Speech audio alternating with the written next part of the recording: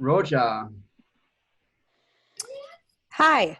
hey, can we Hey, how's it going? How's it going? Very good. Thank you so much. How are you? I am doing well. I hope you guys are all doing well during this unaccepted timing.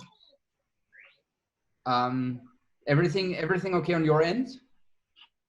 Yeah, we're all good. We're all good. We're home, but we run everything virtual. Yes. Yeah, the whole experiment is doing pretty well. We're running this virtual tour since Monday with 2 meetings every day. Even through the distance of a screen, we already feel very connected. It's a nice group. We're having 10 people in the group, 9 actually. Um, Cool. it's a Nice. little on and off with some of them. One participant is in Uruguay on a farm with very unstable internet service.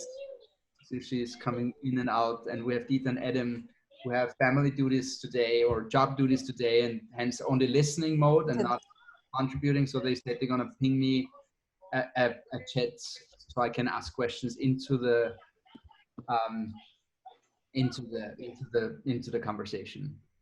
cool. Um, Cool. Yeah, I'll be more than happy to see how I can help. We've been running all our pitches, all our events virtual, and I feel we're getting more attendees for these virtual pitch sessions and our event.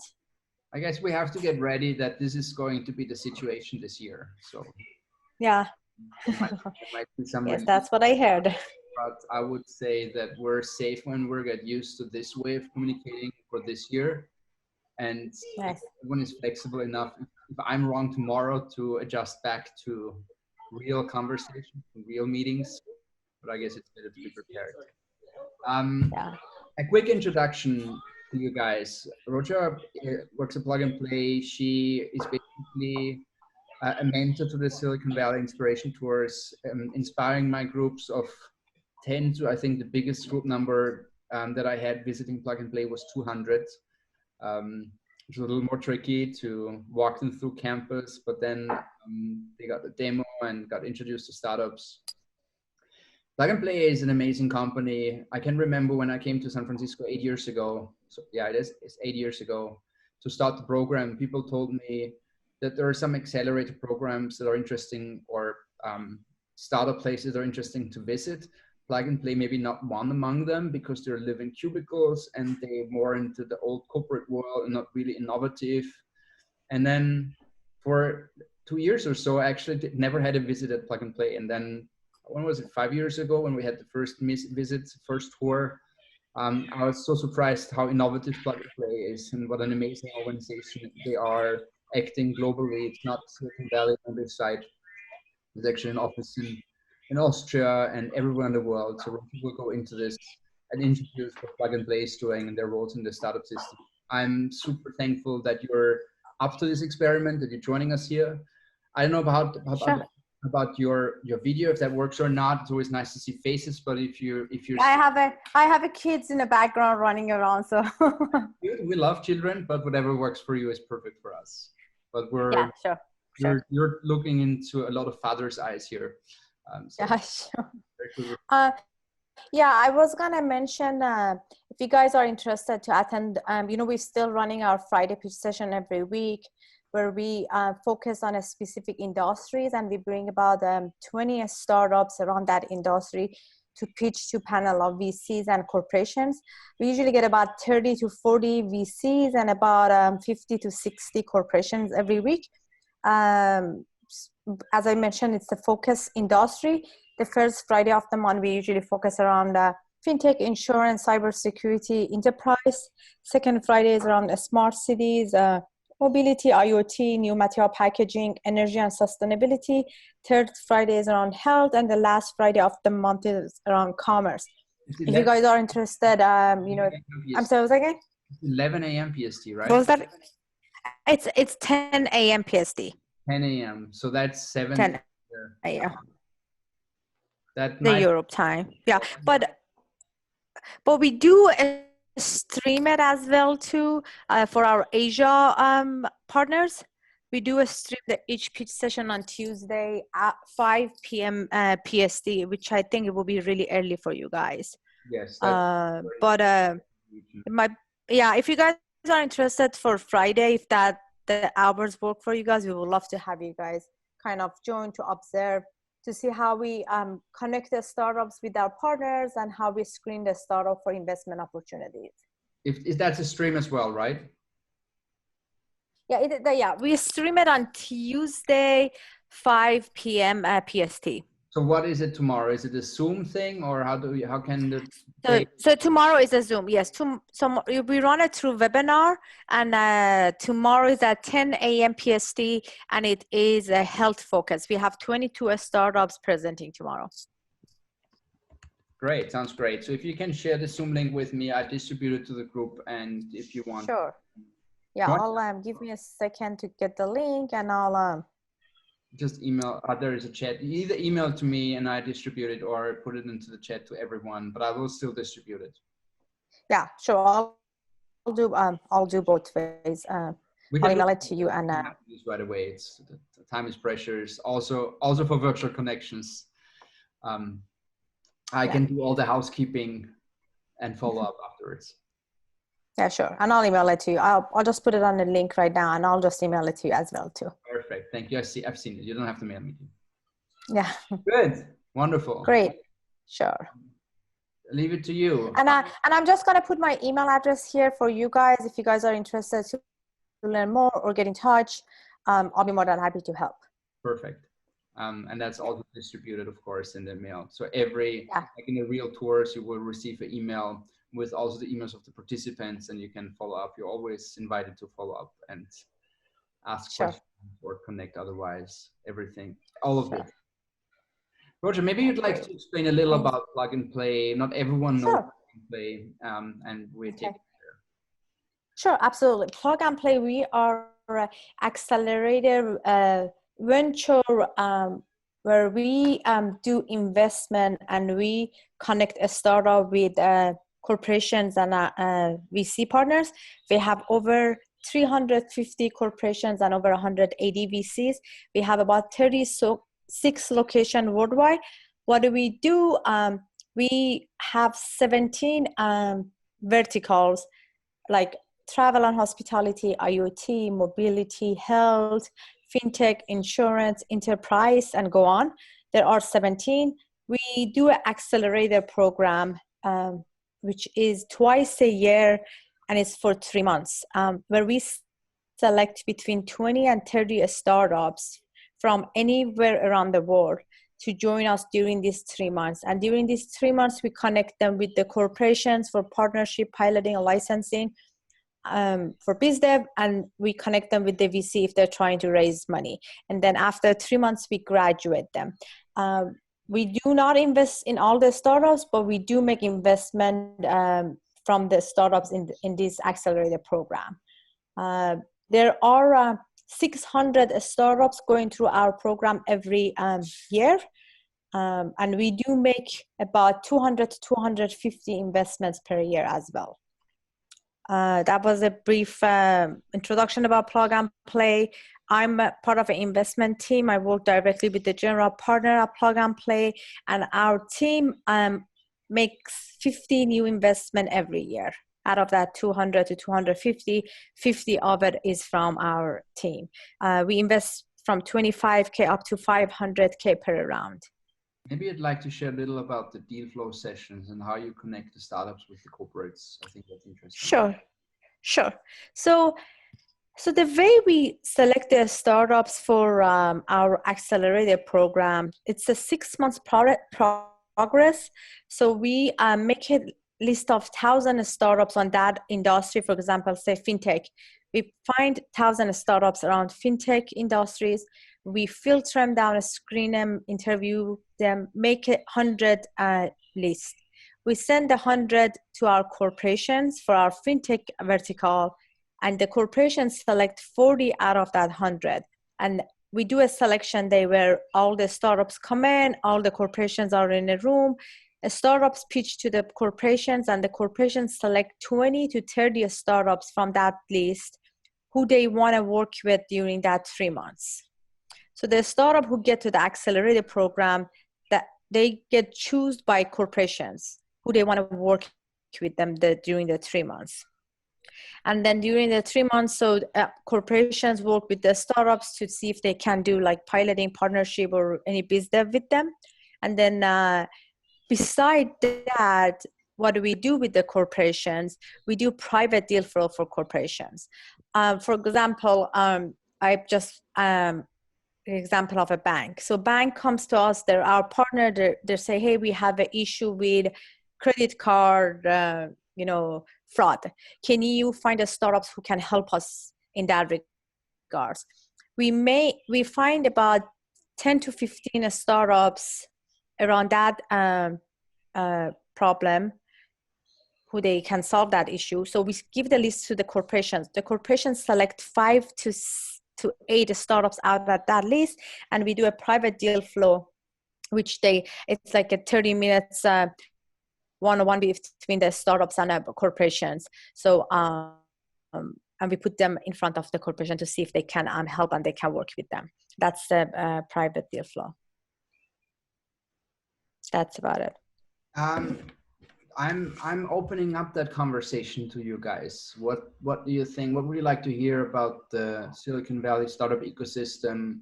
What do you like to hear about an organization that has its antennas everywhere into every innovation hotbed in the world? I would even say, unmute yourself, make this a fluid conversation. And Dita and Adam, please feel free to chat me if you want me to ask a question for you. I would be interested a little bit to know more about the history of Plug and Play. How did it start, and who are the owners? Sure. So this is a family-owned business. So they moved to US back around 1990. So they started a business with the Raw Gallery. So they had a Raw Gallery on University Avenue in Palo Alto, where they were meeting a lot of startups and a lot of investors. So they bought a building, which it's a 165 University. They call it the Lucky Building, where that's the building where Google started, PayPal started, Logitech was there. So, and then when Google moved in, so they were, when PayPal moved in, so they didn't have the money to pay the rent. So the owners said, instead of paying us a rent, how about you guys give us a share? So they start kind of like, instead of collecting rent, they start, getting share and stock from PayPal, and then PayPal went big. So they made a lot of money out of that. And then that's how it started. So they start, kind of renting office space, cubicle to startups. And if they can, they make sense to make investment in them. So instead of paying a rent, they ask for a share or stock. That's how they started it. And then they bought a building from Philip in Sunnyvale, which is about 100,000 square foot. And that started the real estate from there. They start renting out the space to startups and start working with the startups. And in the meantime, they came up with the idea of working with the corporations. So that's how we start having a retail vertical. Retail vertical was one of our first vertical. And that's how the vertical started. And then we start working with the corporations and, charging corporation to run all these program and help us out, to kind of connecting startups and corporation. And then we start having a VC partner. That's how all it started.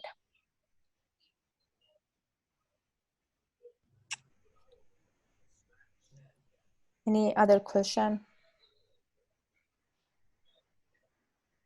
Yeah, the VCs, are they, I don't know, is it a sort of variety of VCs who are looking for startups that are at different phases, or are all of them Is it a homogeneous sort of like, okay, once you reach 1 million in revenue, then come talk to us, or I don't know. Yeah, sure. So we are a stage agnostic. We work with the startup from earlier stage up to Series C and D. The same with the VC. We work with the VC who invest only in the earlier stage company, or we work with the VC who only work with the later stage company. We when we do a deal flow with the VC, we source the startups off of their needs. If they are looking for earlier stage startup, we put earlier stage startups in front of the VC. And if they're looking for later stage startups, we source later stage startups for them. The same with the corporation. We source off of their needs. Whatever they need, we source that for them. Does that make sense? Did that answer your question? Yeah, and also like in the region or the country or the world, how many what's the distribution of VCs who work with early stage versus the later stage, or is that known? So to be honest, before this virtual before this crisis, we only worked with the VC who they were local or they were like around the US. We did not work with any European or out of country, but so mostly the VC around we work with, they are focused in the early seed stage company, but we start working with the European or Canadian VC, and we noticed they look, for more like Canadian, for example. We work with a couple of Canadian VC who they only want to work with the startups who they have revenue. And it was, and I heard the reason is because they get some of their funds from the government. That's what I heard. And I heard they only want to work with the Canadian startups. I mean, when we work with the VC around the Bay Area or Silicon Valley, they usually want to see earlier stage or seed because they want to be a first check. So to be honest, so they want to, make more money versus if they're a later stage company and you invest in them, it will be less. Gotcha. Thank you. Okay. Any more questions? Any thoughts? Do I see anything in the chat from Tito or Adam? Well, I would be interested to know a little bit more about your business model, because so far I understood for startups, okay, you bring them in and you get shares. Maybe you're successful, or the company is successful or not. But what is with the other incomes? Yes. So the startups, there is no obligation to make investment. So during these 3 months, sorry, let me just move my room. During these 3 months, when the corporation try to work with the startups or when they do a deal flow, that's when we kind of do a due diligence on startups. So we collect all the feedback from the corporation during the 3 months for each startups, and after the program it's ended, we decide if we want to invest in a startups or not. That's about a startup part. And as far as our income, we charge these corporations from $150,000 up to $1 million or even more than $1 million. That's how we pay for all these expenses. That's our income. Mm-hmm. Did that answer your question? A little bit, but so the companies actually buy a ticket at how expensive or always may be, but so your accelerator is financed. Yes. From the tickets of the companies. Yes, from the ticket of a corporation. That's correct. Okay, so you're actually a service provider in this case. So we call them a corporations because we have a service provider as well too, like a legal firm, like accounting, like bank, who they provide their services to the startups. We do charge them as well too, but the corporations, the ticket size is from 150 to up to $1 million, $2 million. That's our income. And then beside all of that, we have a real estate as well too, where we rent the office to the startups and we get revenue from that as well too. But the biggest revenue we get is through the corporations. And what about the VCs? VC don't pay. Okay, okay. Yeah, we see they're just partner and we co-invest with them, or we, help them out with them, their investment need. Mhm. Yeah. Could you talk a bit about the screening process for new startups wanting to join your program? Yeah, sure. So when they want to join the program, we have for each vertical or industry, we have a venture associate who is an expert in that area. So they selected 1,000 startups and then they interview them. So the interview process or the screening process is off of what the corporations need. So for example, if for fintech, we work with 10 banks, we ask them what they're looking for or what they're trying to solve or what issue they have. Off of those issues or off of what they're looking for, we source the startup and we screen them. And it can be variety of the different things, and it can be different every program. It depends what the corporations need. Okay, so it's based on current needs for these corporation and firms? Yeah. Yes, that's correct. Okay, thank you. Yeah, sure. So far, I understood you're in different countries. So what is your strategy when you go in a new country? For example, you are just new in Austria, and you bring all your service in the country, or is it different? Yeah, okay. So when we want to open a new location, we need a founding partner. We need to have 3 to 5 founding partners, which it can be corporations. For example, if we want to move to Germany, which we have 3 offices in Germany, for example, if we want to move to a different location in Germany, we need to find 3 corporations who they want to be a founding partner, and we can have them as our corporate partners, and we start with 1 or 2 verticals. For example, if we enter a new location and we have a bank who wants to be partnered with us and an insurance company who wants to be partnered with us, there would be our founding partner, and the vertical we start for that location, it would be fintech and insurance. Does that make sense? Yeah. Yeah, we usually start with 1 or 2 verticals, and that depends on what kind of a corporations we get as a founding partner. So, and what was the reason to go to Austria? I'm not sure if we have a location in Austria yet. I know that was in progress, but what is it again? There is one at the Vienna airport, and I think the focus is on tourists. Yeah, Vienna airport. Yeah, Vienna airport is with the travel team.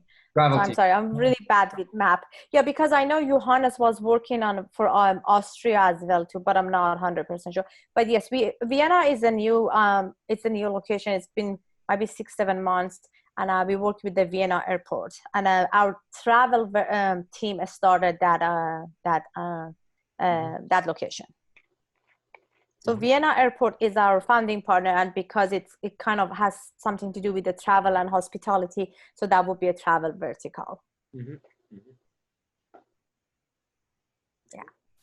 I'm wondering how people, like after the accelerator, like how they're positioned. Like, do they have a prototype, or is it more like a situation where, do they have a prototype and leverage, or is it more of a situation where those VCs are investing in prototypes and owning more of the company? And is there a whole way that it shapes the the whole profile of things in that nature? Is it sort of speckled, or? So are you talking about the startups who joined the program? Yeah. Okay, so the startup joined the program, during the 3 months, there could be no funding need. We don't connect them with the VC. They're only looking for a customer, so we only connect them with the corporations. So it's but what I want to say, the startup they joined the program, they needed when they say they're early stage, they need to have a product. So it cannot be only idea. They have to have something to be presented to the VCs and corporations.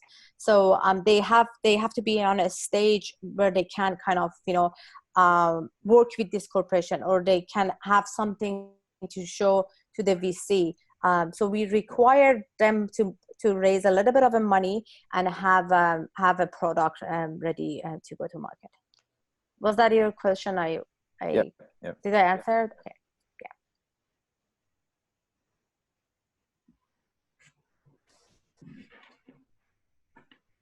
So do you know the success rate a year after the startup has exited the acceleration program? 70% to 30. 30% fell. Okay.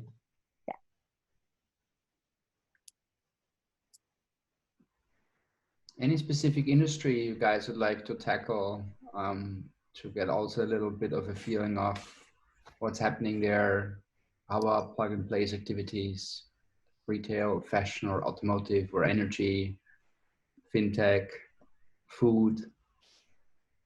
Yeah, our biggest verticals are insurance and fintech.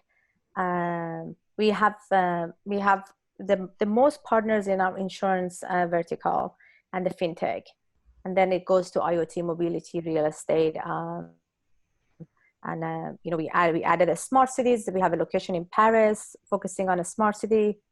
But like food, health, and other verticals are smaller than like comparing to the fintech and insurance. And when the vertical is smaller, so the startups who join the program, there would be less than what we get for the insurance or fintech program. We usually, for insurance and fintech program, we have about 40 startup in each batch, versus for the smaller vertical, we have 20 to 25. And that's because we have less corporations in those verticals.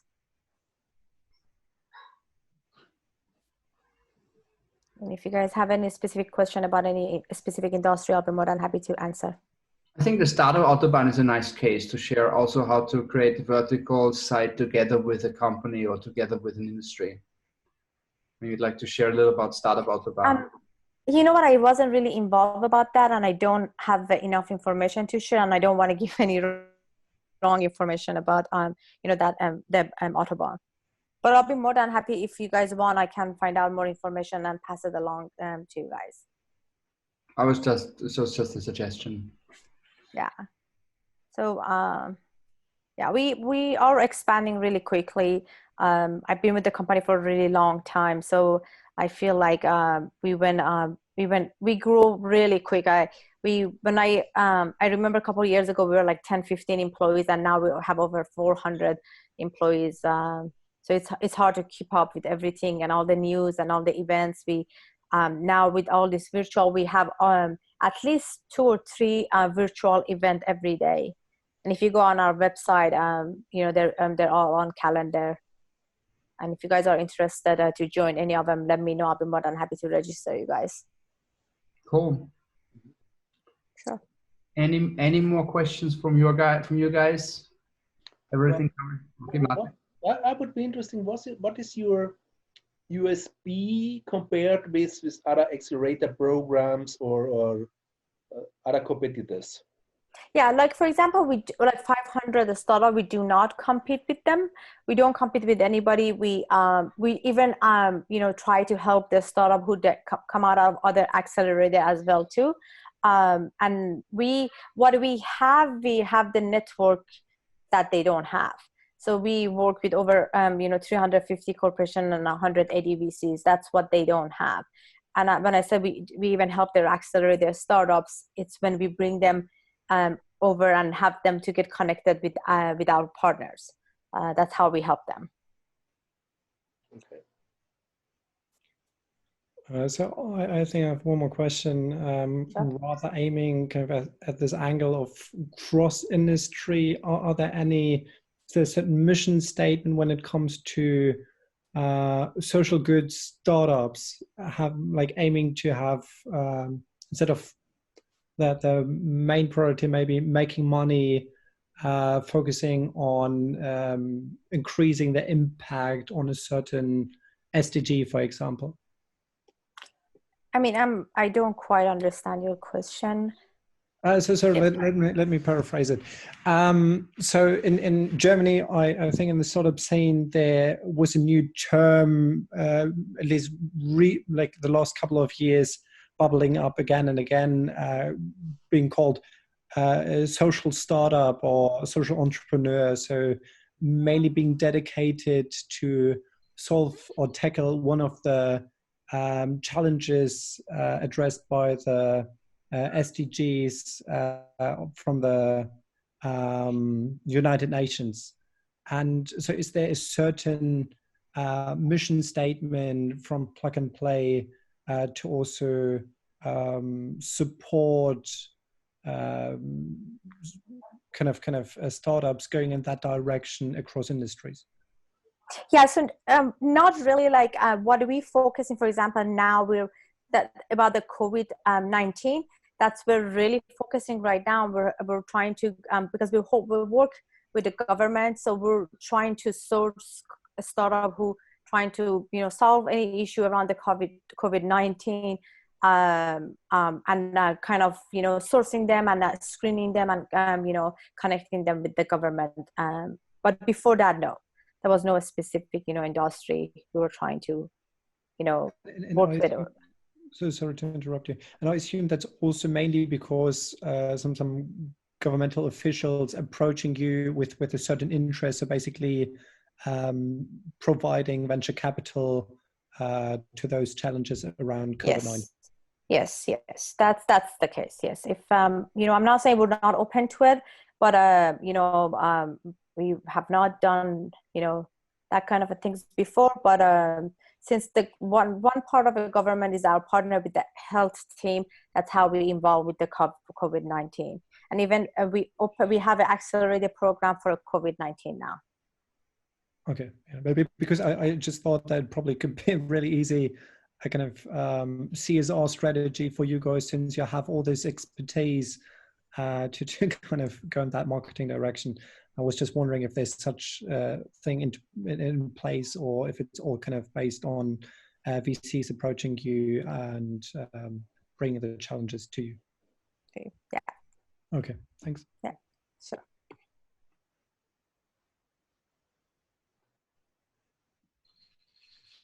And also, as I said before, you will be connected with Roja after this meeting. I'll share resources that were mentioned, and you have access to that session tomorrow. I can only recommend. I know it's going to be after another session with me after a long day and Friday night.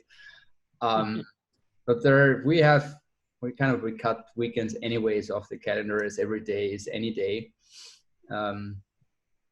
Yeah, and just to let you guys know, I'm not expert in any, a specific area. If you guys have any specific question, I'll be more than happy to connect you to the right team member or a colleague who can help you and answer your question. I noted my email address. Feel free to reach out. And if you guys don't have any question, I would like to, to leave. And then I'll please stay in touch, and I would love to have you guys attend the session tomorrow. Great. And questions can be either in the process or in the vertical. So if you're interested in a specific vertical, let me know, or let Roja know, or in the process. Yeah, sure. I think these are good two streams of questions to ask or follow-up conversations to have. Roja, okay. Thank you so much, everyone. And, pleasure meeting you guys all. And thanks for having me, and stay in touch and stay safe and healthy. Thank you, Nikki. Thank you. Thanks. Thank you. Bye-bye. Bye. You too. Bye. Bye.